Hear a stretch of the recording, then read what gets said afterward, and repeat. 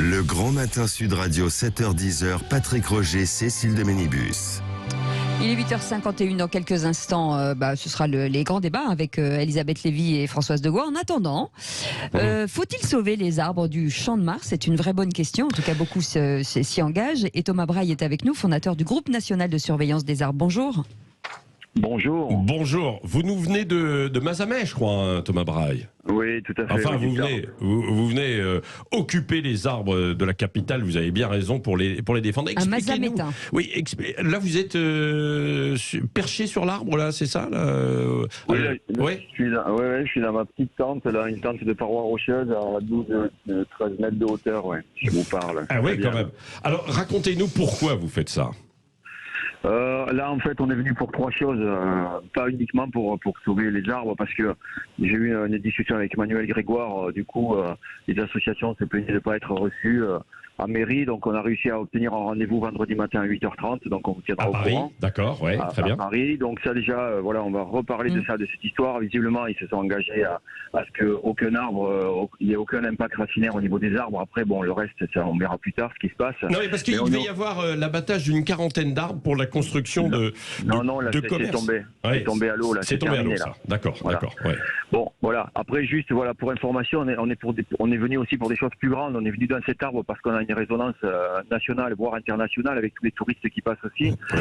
Et donc, en fait, on est aussi là pour parler de l'industrialisation des forêts, des coupes rases, en fait, on prélève des parcelles entières de feuillus. On est en train d'en résiner avec le plan de relance à 200 millions d'euros. 45 000 hectares de forêts vont être transformés en plantations.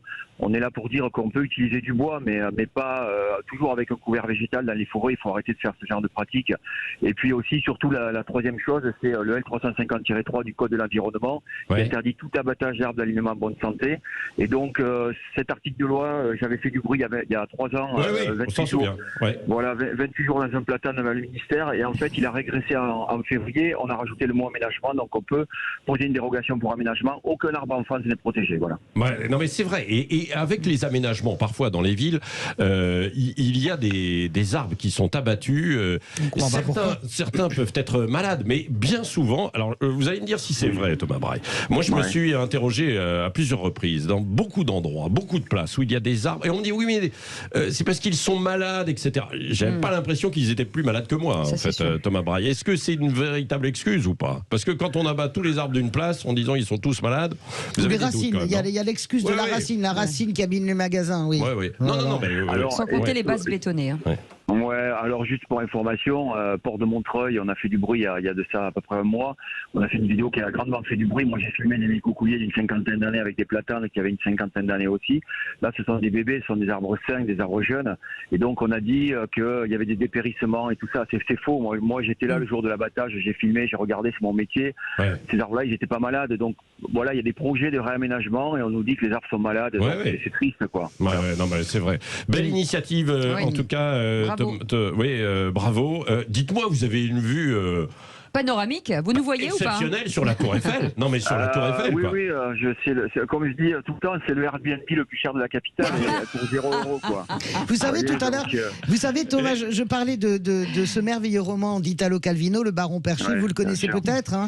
Il veut pas manger des escargots, il part se réfugier dans un arbre, il passe toute sa vie sur cet arbre, et vous m'avez fait penser immédiatement à ça. C'est un des plus beaux romans que j'ai lu, et voilà, je trouve ça. On voit c'est très bien d'être activiste. Elisabeth Lévy, qui adore les arbres aussi. Moi, j'aurais envie de dire deux choses. C'est qu'à Paris, il n'y a malheureusement pas que les arbres à sauver, et les projets d'aménagement d'Anne Hidalgo bien au-delà des arbres. Non mais excusez-moi, ma chère Françoise, quand vous mettrez 2 heures pour traverser le pont d'Iéna, on va rigoler. Non mais elle avait des projets complètement... Elle avait des projets complètement délirants, dont la préfecture n'a retoqué un certain nombre, mais il y a quand même des projets d'aménagement qui sont très graves. Cela dit, au risque de briser cette belle communion arbrière, j'aimerais quand même vous dire que quand dans une ville on construit, et quand on construit, parfois effectivement il faut bien pousser les arbres, parce qu'avant je pense que avant Lutèce, je pense qu'il y avait que de la forêt. Mais sur le Champ de Mars, tu envoies. Moi, là, je suis d'accord. Pour cet arbre du Champ de Mars, je suis d'accord. Mais Thomas a dit qu'en gros, il fallait jamais abattre un arbre sain. Peut-être. Non, j'ai pas compris. Alors, pardon. Le discours est simple. simple. Le discours, c'est que moi, je suis pas un extrémiste de l'arbre. Ça m'arrive d'abattre des arbres, c'est mon métier. Je suis grimpeur arboriste. Je veux juste dire que parfois, on fait des projets de réaménagement d'une rue. Il y a déjà des arbres en place. Plutôt que de travailler avec le végétal existant, qui est un système racinaire qui peut passer les canicules des étés, en fait, on coupe tout, on fait table rase, on fait des fosses de plantation, on remet des arbrisseaux qui ont du mal à prendre. Vous avez raison. Je pense que. Je ne sais pas si vous avez vu cette photo, justement, au moment où il a fait très chaud, il y a une dizaine de jours, de rues voisines, adjacentes, avec l'une où il y avait des voitures stationnées, mais il n'y avait pas d'arbres, et l'autre, il y avait en fait des arbres. La température n'était pas la même. Je peux vous le dire, effectivement, là où il y a les arbres. C'est une belle protection aussi, en fait, dans les villes. Absolument. On ne devrait pas l'oublier. Allez, merci Thomas. Vous savez que Elisabeth part, Thomas, Elisabeth arrive. On va s'enchaîner avec vous à l'arbre. Vous avez une petite branche pour nous, Thomas? Une petite branche un peu solide pour moi. J'ai pris un peu de poids, mais s'il vous plaît, j'aimerais juste terminer sur quelque chose d'important, c'est-à-dire on a donné aujourd'hui comme dernière date pour le ministère de nous répondre aujourd'hui. Après, on enclenchera la phase 2, quoi. Voilà. On attend la réponse aujourd'hui du ministère. Thomas, on se tient au courant et vous réinterviendrez, promis, d'ici la fin de semaine, soit vendredi. Oui, bien sûr, d'ici vendredi ou samedi sur Sud Radio, bien sûr. Nous aimons aussi les arbres. On va en planter. Vous savez que moi j'avais une idée. Pour une fois, je vais parler de moi. Tiens, j'avais une idée complètement dingue il y a 25 ans. J'ai fait un livre en fait à ce sujet. J'avais imaginé, c'était un livre sur l'aménagement en fait, l'environnement, enfin globalement, plus globalement sur la France, la France de demain. Et j'avais imaginé, de planter des arbres place de la Concorde. Et d'ailleurs, et la photo en fait existe, c'est-à-dire que c'était du photomontage et c'était magnifique. Je voulais juste dire que Patrick Roger. Excusez-moi, alors là, je m'insurge contre cette idée. La place de la Concorde est vraiment très belle comme ça. Avec quelques séquoias. Il y avait quelques arbres de séquoia, évidemment. Et là, vous pouvez Patrick Roger est très modeste, mais ce que vous ne savez pas, c'est que Patrick Roger est un vrai grand spécialiste de l'environnement. C'est pas un qui fait semblant, c'est un vrai. C'est ça. C'est pour ça que c'est dur les débats avec lui. Je m'en vais cultiver les tomates dans un instant. Lui-même est un chêne. Allez, restez avec nous. Nous